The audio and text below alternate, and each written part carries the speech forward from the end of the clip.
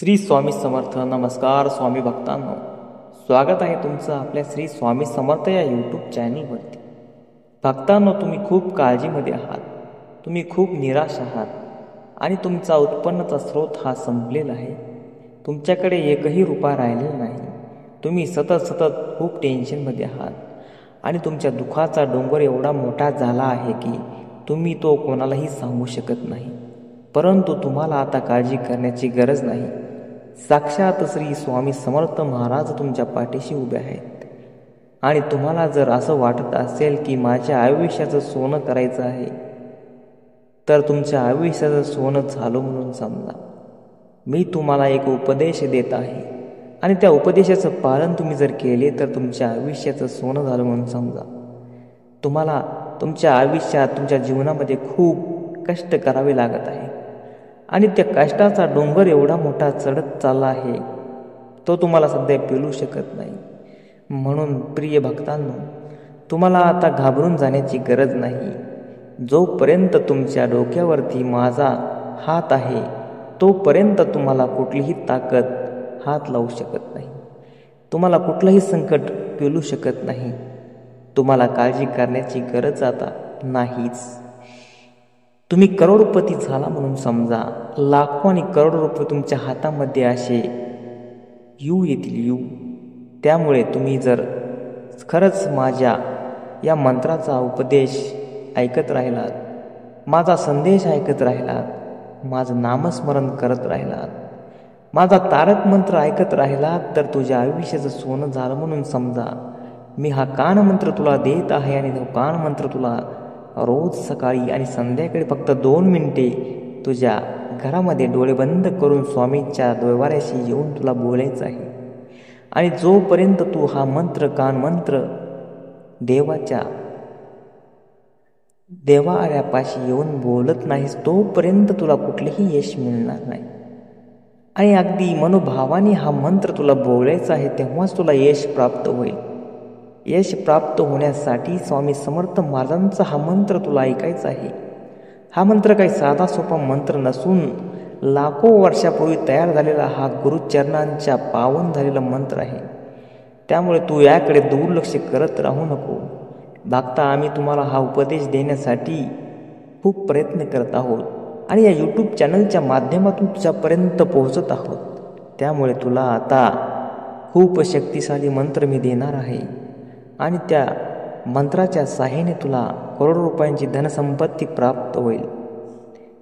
प्रिय भक्ता, तुला कुठल्याही प्रकारचं संकट या आयुष्यामध्ये येणार नाही. पैशाची अडचण तुला कधीच येणार नाही. तुझ्या सर्व कर्ज तुझ्या डोक्यावरून संपले म्हणून समजा. ज्या लोकांनी तुझ्याकडे वाईट नजरेने पाहिले, तेच लोक तुझ्याकडे आता खूप चांगल्या नजरेतून पाहतील. ज्या लोकांनी तुला आजपर्यंत नावं ठेवले, तीच लोक आज तुझी वाह करतील. म्हणून तू निश्चिंत राहा, मी तुझ्या पाठीशी आहे. भक्त हो, आज तुझा चांगला वाईट काळ आहे, तर उद्या तुझा चांगलाही काळ येणार आहे आणि तो काळ बदलण्याची ताकद फक्त तुझ्यात आहे. मी तुला फक्त मार्गदर्शन करणार आहे आणि कानमंत्र देणार आहे. या कानमंत्राच्या साह्याने तू खूप सारी संपत्ती कमवू शकतोस. त्याला धनुवर्षा मंत्र असे म्हणतात. त्यामुळे माझ्या प्रिय आणि प्रेमळ भक्तांनो, तू जर या चॅनलवरती नवीन असशील आणि अजूनही तू आपल्या चॅनलला लाईक आणि सबस्क्राईब केलं नसेल, तर लगेच तू आपल्या चॅनलला लाईक आणि सबस्क्राईब करायला विसरू नको.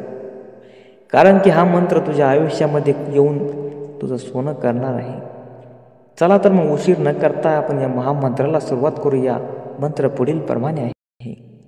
ओम द्राम श्री स्वामी समर्थाय नमः. ओम द्राम श्री स्वामी समर्थाय नमः. ओम द्राम श्री स्वामी समर्थाय नमः. ओम द्राम श्री स्वामी समर्थाय नमः. ओम द्राम श्री स्वामी समर्थाय नमः. ओम द्राम श्री स्वामी समर्थाय नमः. ओम द्राम श्री स्वामी समर्थाय नमः.